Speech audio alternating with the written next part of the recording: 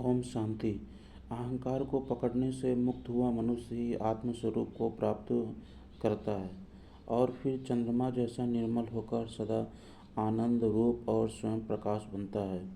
क्रिया का नाश होने से चिंता का नाश होता है और चिंता का नाश होने से वासना का नाश होता है। वासना नाश ही मोक्ष है और यही जीवन मुक्ति कहलाती है। सर्वत्र सब तरह सबको केवल ब्रह्मा रूप देखना, ऐसी सद्भावना दृढ़ होने से वासना का नाश होता है।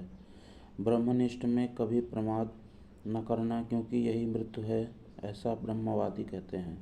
जिस प्रकार शैवाल को पानी से कुछ हटा भी दिया जाए तो वह पानी को बिना ढके नहीं रहता, इसी प्रकार समझदार व्यक्ति भी ब्रह्मनिष्ठ से थोड़ा भी विमुख हो जाए तो माया फिर उसे लिप्त कर देती है।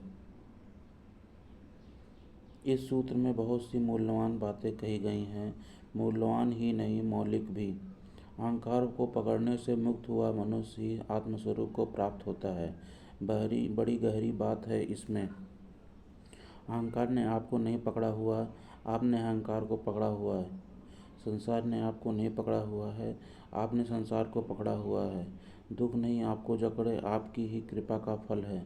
दुख आपका पीछा नहीं कर रहे, दुखों ने कुछ ठान नहीं रखी है आपको दुख देने की, आपके नियंत्रण पर ही आते हैं, निमंत्रण पर ही आते हैं। साधारणतः हम ऐसा सोचते नहीं, साधारणतः हम सोचते हैं क्यों है दुख, क्यों है यह संसार का कष्ट, क्यों है यह आवागमन, क्यों यह अहंकार सताता है, कैसे इससे छुटकारा हो। निरंतर हमारे मन में यह बात चलती है, कैसे इनसे छुटकारा हो। आप सबके मन में कभी न कभी यह प्रश्न उठता ही रहा होगा, अन्यथा यहाँ आना असंभव था, कैसे इससे छुटकारा हो। लेकिन यह सूत्र आपको बड़ा निराश करेगा, क्योंकि यह सूत्र कहता है छुटकारे का सवाल ही नहीं, क्योंकि अहंकार ने आपको पकड़ा नहीं है, संसार ने आपको रोका नहीं है, जन्मों ने आपको नहीं बुलाया है, यह आपकी मर्जी है। इसलिए यह पूछना गलत है कि कैसे छुटकारा हो, यही पूछना उचित है किस भांति, किस तरकीब से हमने इस सब दुख उपद्रव को पकड़ रखा है। छुटकारे का सवाल ही नहीं उठाना चाहिए, सवाल यही होना चाहिए कि कौन सी हमारी व्यवस्था, कौन सा हमारा ढंग कि हम दुख को पकड़ लेते हैं, कि हम दुख को पकड़ते ही चले जाते हैं, कि अपनी ही हाथ से हम आरोपित करते चले जाते हैं और नए संसार और नए जन्म और नए जीवन, वासना के नए नए विस्तार, नए आकाश हम कैसे निर्मित करते चले जाते हैं। इसे ही समझना जरूरी है। इसके बहुत अंतर्निहित अर्थ होते होंगे। इसका एक अर्थ तो यह होगा कि मोक्ष कोई ऐसी उपलब्धि नहीं है जो पाने को है, संसार जरूर खोने को है, लेकिन मोक्ष पाने को नहीं। अगर आप संसार को छोड़ने में राजी हो जाएं तो मोक्ष पाया ही हुआ है।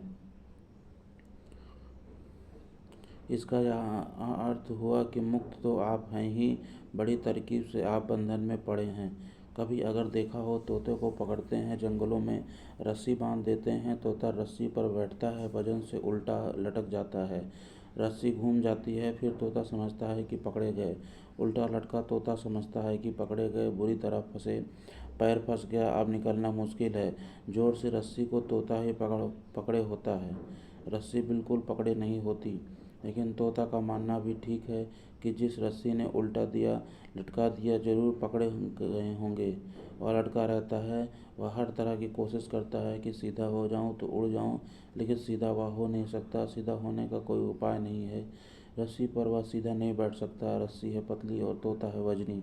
वह कितने ही उपाय करे, बार बार चक्कर खाकर नीचे लटक जाता है। जितने उपाय करेगा उतना भरोसा मजबूत होता जाएगा कि अब छूटना मुश्किल है।